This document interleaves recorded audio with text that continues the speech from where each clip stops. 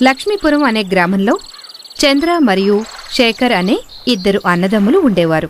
చంద్ర ఏమో ఎంతో కష్టపడి పనిచేస్తూ కుటుంబాన్ని పోషిస్తూ ఉండేవాడు.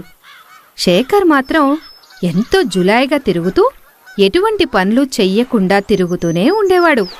అలా ఉండగా ఒకరోజు శేఖర్ దగ్గరికి చంద్ర వెళ్ళి, తమ్ముడు, మనది రెక్కాడితే గాని డొక్కాడని కుటుంబం. ఇలా నువ్వు జులాయిగా తిరుగుతుంటే మన కుటుంబం ఎలా అభివృద్ధి చెందుతుంది? చూడన్నయ్య, నేను నీలాగా రోజంతా కష్టపడి పొలం పనులు చేసి చివరికి సంపాదించే 4 గింజల కోసం పనిచేయను. నేను ఏదైనా పని చేస్తే లక్షల డబ్బులు రావాలి అని అన్నాడు.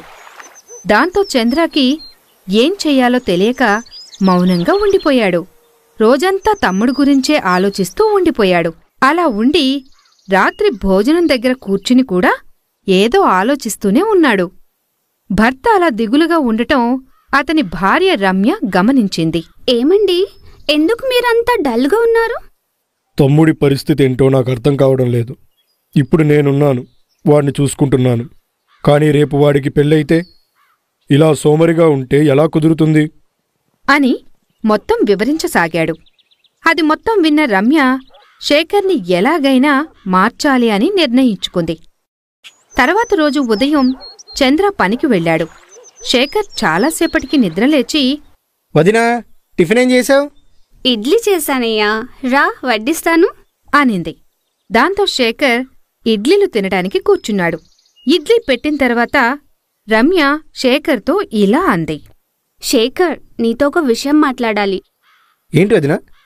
నువ్వు అందరిలా రోజంతా కష్టపడి చాలని సంపాదనతో నువ్వు బతకలేవు. అందుకే నీకొక ఉపాయం చెప్తాను. ఏంటి? మా నాన్న మొన్న హిమాలయాలకు వెళ్ళాడు. అక్కడ ఒక స్వామీజీని కలిశాడు. ఆయన కొన్ని మాయా గింజలిచ్చారు. వాటిని నాటి బాగా పెంచితే డబ్బులు కాస్తాయంట. ఏంటి, డబ్బులు పంట? అని ఆశ్చర్యంగా అడిగాడు. అవును, నీకు కావాలంటే ఇప్పిస్తాను. నువ్వు అనుకున్నట్లుగానే ఎక్కువ డబ్బులు సంపాదించొచ్చు అని చెప్పింది. దానికి శేఖర్ ఒప్పుకున్నాడు. రమ్య వాళ్ల ఊరి నుంచి గింజలు తెప్పించి శేఖర్కి ఇచ్చింది. శేఖర్ ఎంతో సంతోషంగా ఆ గింజలు తీసుకుని పంట వేశాడు. కొన్ని రోజుల తర్వాత ఆ పంట మామూలుగా వరికంకులు కాచింది. దాంతో శేఖర్ ఆశ్చర్యపోయాడు. అరే, ఇదేంటి, వదిన డబ్బులు కాస్తాయని చెప్పింది, ఇదేంటి ఇలా అనుకుంటూ రమ్య దగ్గరికి వెళ్ళాడు. వదినా, వదినా, చెప్పు శేఖర్. నువ్వు నన్ను మోసం చేసావు. డబ్బుల గింజలని చెప్పి మామూలు గింజలిచ్చావు. నా టైం అంతా వేస్ట్ చేసావు అనగానే రమ్య ఇలా అంది. చూడు శేఖర్, నీ సమయం ఏమీ వృధా కాలేదు. నువ్వు పండించిన పంట ఎంతో సంపదతో సమానం. నువ్వు ఇలాగే కష్టపడుతూ పనిచేస్తుంటే డబ్బు దానంతటా అదే వస్తుంది అని చెప్పింది.